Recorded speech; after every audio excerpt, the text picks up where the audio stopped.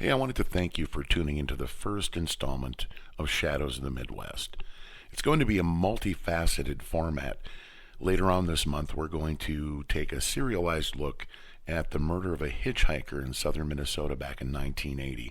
We've got some new and intriguing information that's going to be revealed during those episodes.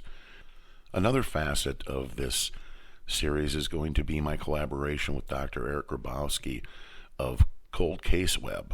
With that, we're going to examine and discuss some lesser known cold cases from around the Midwest and hopefully give you some new insights. But for now, stay tuned for our first installment featuring the case of JoAnn Bontjes.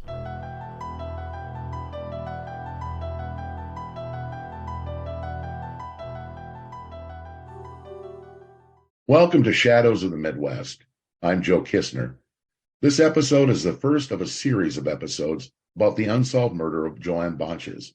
Joining me is Dr. Eric Grabowski. Okay. Thank you, Joe. My name is Eric Grabowski, and I run ColdCaseWeb.com. Joe and I are collaborating on research and analysis of the Bontjes case. This program, Shadows of the Midwest, is the home of this collaboration. I am an associate professor of communication. Aside, I do cold case journalism. My words in this episode are not intended to reflect the views of my employee academic institution. JoAnn's case is solvable. As I often say, someone out there knows something or knows someone who knows something. It is important for us to raise further awareness of this case. On dps.mn.gov, the Minnesota Department of Public Safety provides an overview as follows. JoAnn Bontjes' body was found in a ditch of a rural road in Martin County, Minnesota, on October 3rd, 1975. She died as a result of a fatal gunshot wound. Her unattended vehicle was found one day prior to parked on Highway 4 in Martin County. They do ask that if you have any information regarding this case to call the Minnesota Bureau of Criminal Apprehension tip line at 1-877-996-6222. In this first episode, we are featuring our January 2023 interview with Donavan Mickelson, a retired St. James, Minnesota police chief who has a strong commitment to solving this case. Back in 2018, along these lines, he was featured on WCCO, CBS, Minnesota. In our interview, you will learn more about the case and more about Donavan. He is proactive about keeping public attention going on JoAnn's case, particularly through his Justice for JoAnn Bontjes Facebook page. As Joe and I decided to work together on this case, we realized the importance of Donovan's insight for our work. So here is the interview. I want to thank Joe Kistner, and I'm Eric Grabowski, and we'll say Donavan first, Donavan Mickelson, but we'll, with his permission, now call him Don.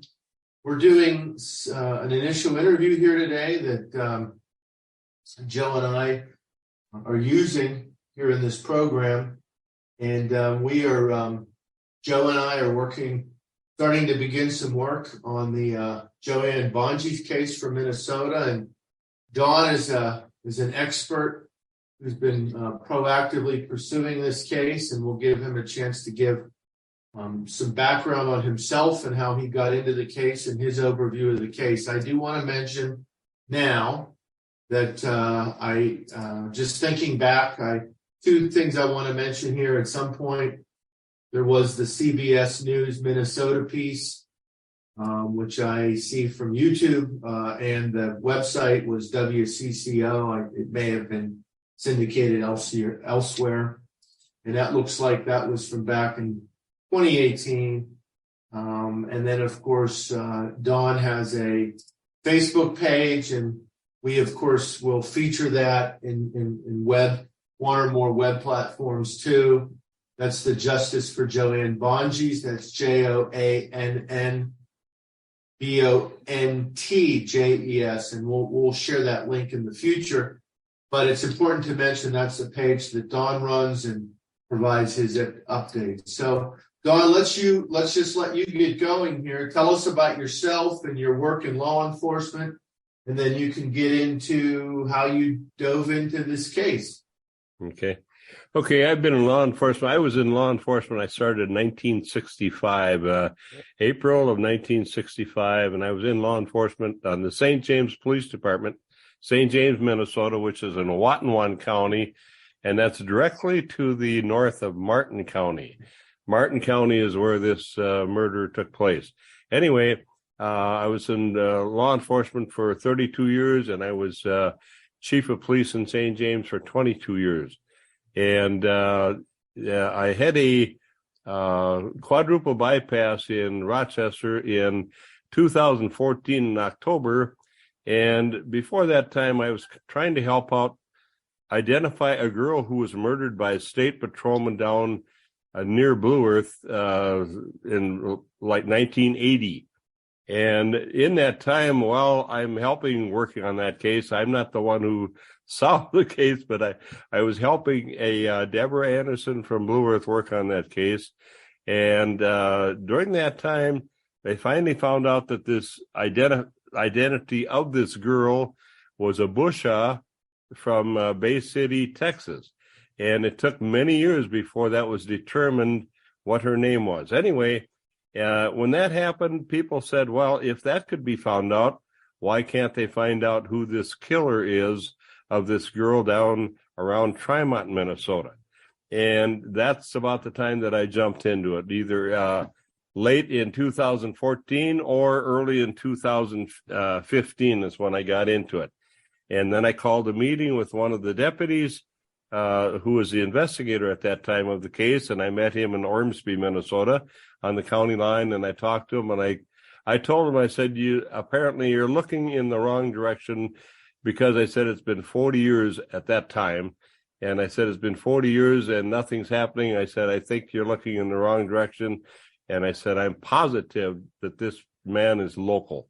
And that's how I got into it. And then I talked with the Martin County deputies a couple times at their office, and I disagreed with some of the things that were being said, and they let me look at a few things, and it was a case where I didn't feel I could continue looking, because it would have taken me days with what I wanted to go through. And I decided to go out on my own instead and work on the case on myself and do what I could find. So that's how I got into it, and it pointed in one direction at first, at one guy pretty heavily, but yet there was no way that we could put him together with the girl. And then later on, in more recent years, now in the last, I want to say 3 to 4 years, maybe, another suspect came to my attention, and he's the one that I believe has been involved in it. And he is not from Minnesota anymore, but he's still alive. And the person who told me the name of the person, he's still alive. And he said his grandfather told him who killed this girl and where he killed her at, and that he shot her. And apparently they moved the body. Somebody moved the body after she was shot in the side of the head in the temple. So from that point on, I've been trying to push the Martin County Sheriff's Department. I've been trying to have other people push them to get something done and talk to the right people so they can find more details. And I'm talking with polygraph and with DNA. And I'm hoping, I've been told that they've done some DNA tests on some people, but I don't think they've done on a couple of people that I want them to do testing on, that I believe will lead to the identity of this killer or the killer's family, so they will know where to look, where to pinpoint it more. Joe, Don, question for you. Of course, this was 1975. Yep. JoAnn was 21 years old when she was murdered. Can you just tell us a little bit more about what's Sherburne like? That was near there. And again, there's an overview of the basics of the case on that CBS Minnesota that I mentioned, and we'll share that link when we're doing web work. Sure. But what's the town like? You've mentioned some other areas, Martin County, Fairmont. What's the area like? Yeah. We have St. James is located in the middle of Watonwan County, which is a pretty small county. And then if we go south of St. James, we come on to the small town of Ormsby, which is on the border of Watonwan and Martin County. And that's where JoAnn had stopped for a while. And she talked to a classmate of mine in that bar. From there on, she went to Tremont, which is the next town down, only about 6 miles apart. The towns are quite close together. And about 6 miles down, and she went to Tremont, and she spent time in the Tremont Legion. And she stayed there till about 12:30 in the morning. JoAnn lived in Sherburne, Minnesota, which is the next town down. It's right on I-90. And she lived down there in Sherburne with her parents. And it was a case of where JoAnn had just started a beauty shop. So she had a beauty shop called Joe's, Jos.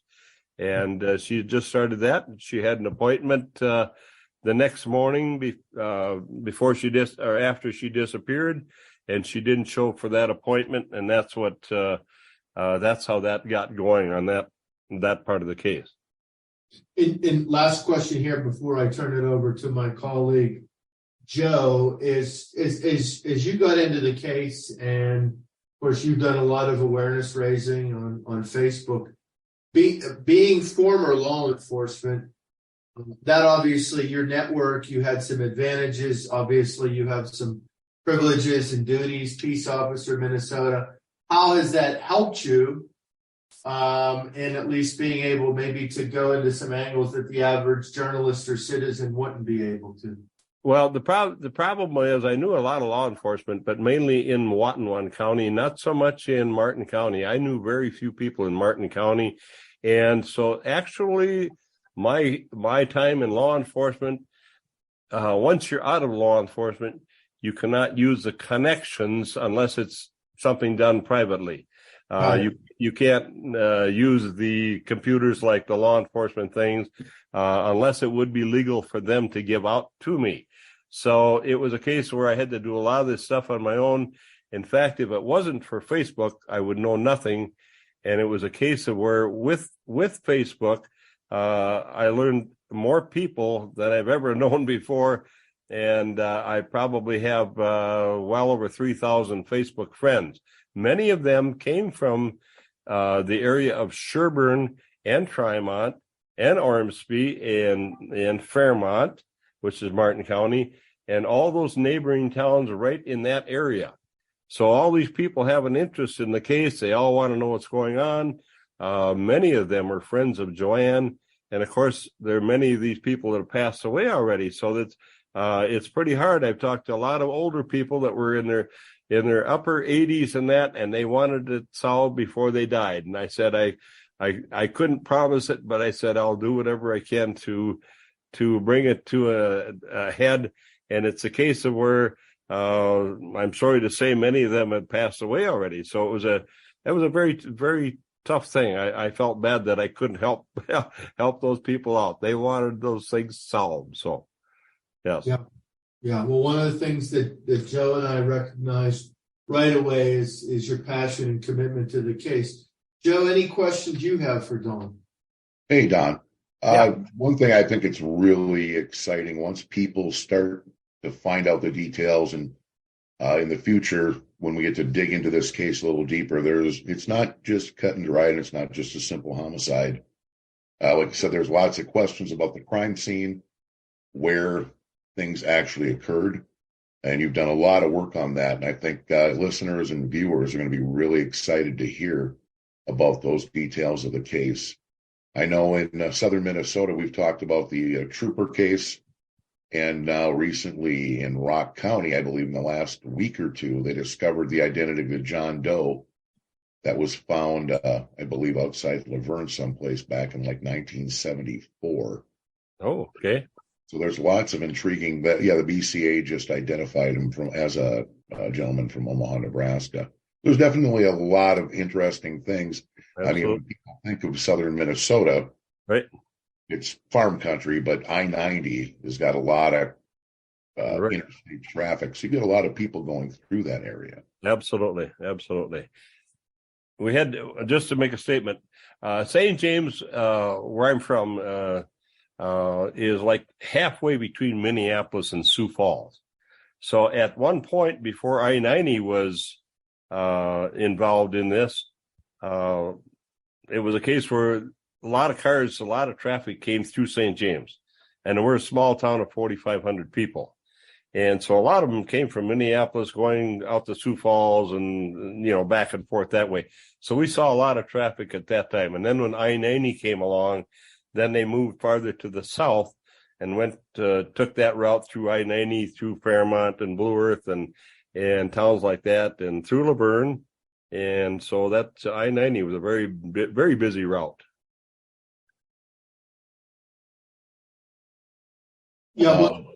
Yeah, sorry, Joe, go ahead. No, go ahead, Eric. I'm fine. No, one of the things, and I'll just mention, and of course, Don, you have significant law enforcement experiences, and as we know from some material that Joe's done publicly and some things I've done, when you start to dig into older cases in general, when you get to know the area, and even when you start to find out things and learn things that might or might not be contextually relevant to a specific case, but you do learn things that might be relevant to other cases. Right. And although there's not always going to be the connections and overlaps that one might think along the way as you rule things in and rule things out, it does give you a really interesting insight into a region or an area. Mm-hmm. Something to keep in mind. Yeah. Correct. Yeah. Yeah. I ran on a lot of other crimes that had been committed, and a lot of sexual crimes. And I'm talking things that were interrelated with families, and also people who took babysitters home, who had a 12-and-a-half-year-old girl who was raped by a farmer and never turned in. Had cases where a father had sexually molested 3 of his daughters. It was never ever reported. Another one who had sexually molested his stepdaughters and never reported. I ran onto many of these cases like that over in that county of Martin County, and there were things that were never ever done because people were afraid to report them at the time. And it was, it kind of made you sick to the stomach to see all this stuff going on where nothing was done. And there was one case where there was a man who had been sexually abusing his niece. It started out when she was 9 years old, and it went on till the point that she was married, and it had gone on. And it was a case of where it was just kind of known in that area. And it was a terrible thing for it to continue to happen. And people knew it was true. They knew it happened. The niece had talked about it. Her brothers had talked about it. And it was the guy was doing a lot of terrible, terrible things. And yet it was a case that doesn't make him a murderer, but he was one of the first suspects, one of my first suspects at the time. But that doesn't mean that he's a killer. That was a whole thing. Even his mother said that my son killed that girl, but yet there was no evidence, no proof to connect him with JoAnn Bontjes. But she did say, my son killed that girl. And she said he was driving up and down that road that night, crazy as could be, and going to the east of his farm, which would have gone by this area I'm talking about, which was an area where there are a couple of gravel pits, and where I believe, from the statement I've been told, that that's where the girl was shot, and near a gravel pile on this farm out there. So I was told by a man who's 59 years old. A lot of people would not believe him. He's a college graduate, and he had some problems, could have been somewhat autistic, but he's 59 years old, and he told me, he said, my grandfather, my best buddy, my grandfather, told me that such and such shot and killed that girl right on that gravel pile right there, and there was blood all over the place. And he told me the name of the guy. And he didn't know this person because it was a nickname, not an actual name. But he did tell me the nickname of this person. And there was only one in that area by that nickname. And this grandfather lived in the same town as this guy, only about 3 blocks away from him. So the grandfather would have known this guy well. And the reason for him possibly not, and I'm talking, this is theory now, the reason for him possibly not reporting it at that time was for the protection of his kids or his grandkids and or his big business in the city of Tremont. They had a big business, and it was a cement and tile factory they had over there, and they built silos. They built probably 300 or more silos. Big business. But this grandson told me, he said, every time my grandpa and I would walk by this or drive by this spot out there in that farm, he said, my grandpa would point to that place and he would say, such and such shot and killed that girl right there. And there was blood all over the place. So if she was shot and killed right there, which she would have died because it had a hole right in the side of their left temple in front of the ear, the body had to be moved by someone because it was at least half a section away when the body was found. So the body was found west of where the shooting would have taken place. If this man is telling me correctly, and I do believe the man. He's 59 years old today. When this happened, he was only about 12 or 13 years old. And he said, my grandpa and I were the best of buddies, he said. Folks, just listeners know as we talk through this, and for good reasons of both research and corroboration and frankly for legal liability, when we talk about some of these cases here and forward, there are sometimes sources we might have on background or deep background, but it's important to know that we're, and Dawn certainly, but Joe and I, as we learn these things, will research and pursue these ideas and theories and go through the various sorts of research to corroborate. The other thing I've observed about Dawn, just through looking through Facebook, and we've obviously had some conversations, is that although he has certain ideas that he pursues at a given time, he also stays relatively open to where the truth may lead. And that was my next question, Dawn. Over the years, and again, you don't have to get into specific sources, but how helpful has been the Facebook in terms of getting leads? You said that you developed a significant following. Tell us about that. Yes, it started out with this, the Bontjes girl, JoAnn Bontjes, she was murdered, and her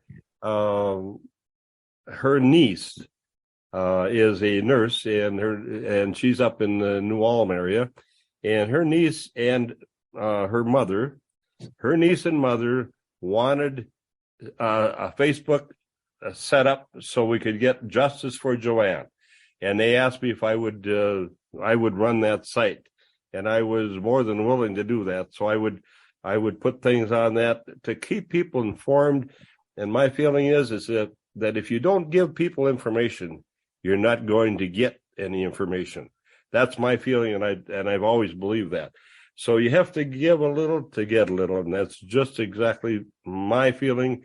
And I keep in touch with Lindsay, who is the niece, and if there's something that I might have done, sometimes I jump between sites, between my personal site and Justice for JoAnn, and I forget what site I'm on, and I post something here or there. So Lindsay will say, "Oh, you put this on, that shouldn't be on this site." And I say, "Oh, I'm sorry, I apologize," and then I go back and change what I can. And she has the right to cancel anything off that site that she wants to.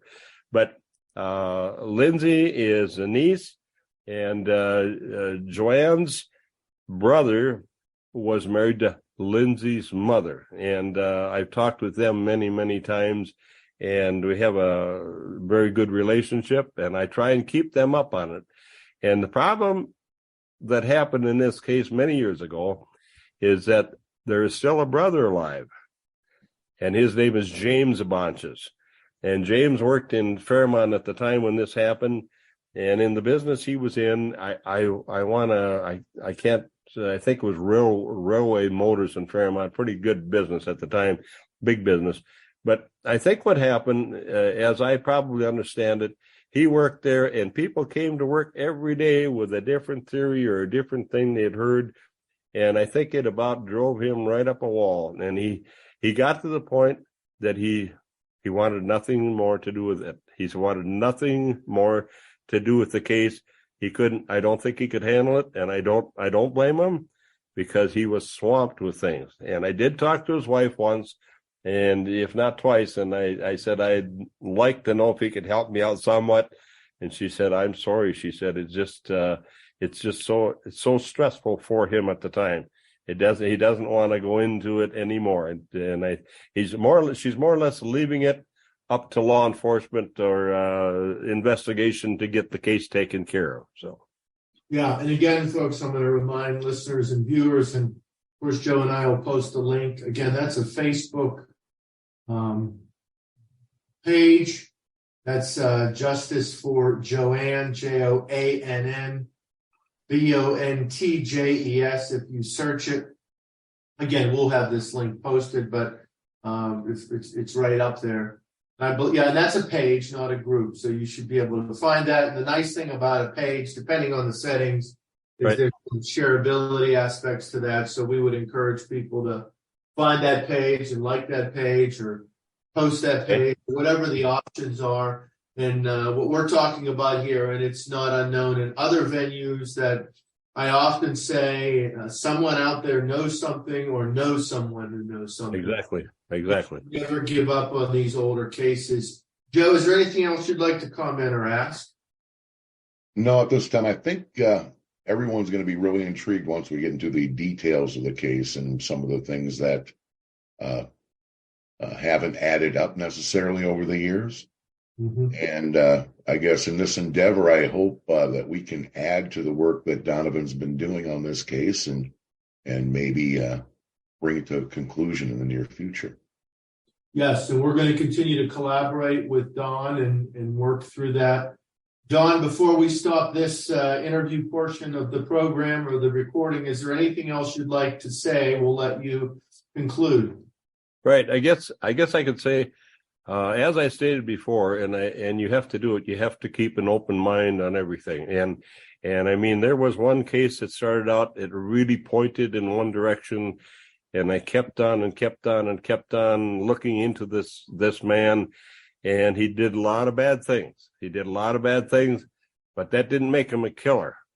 And there was no positive information of anybody ever saying that such and such shot anybody or such and such killed anybody or where she was killed. They never did say where she was killed.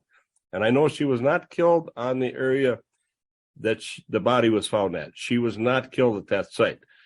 And it was a case of where when a man can tell you that, when a kid can tell you that his favorite grandfather, his favorite buddy of all times, could make up a story like that, I do not believe that he made up a story to tell his grandson a lie like that.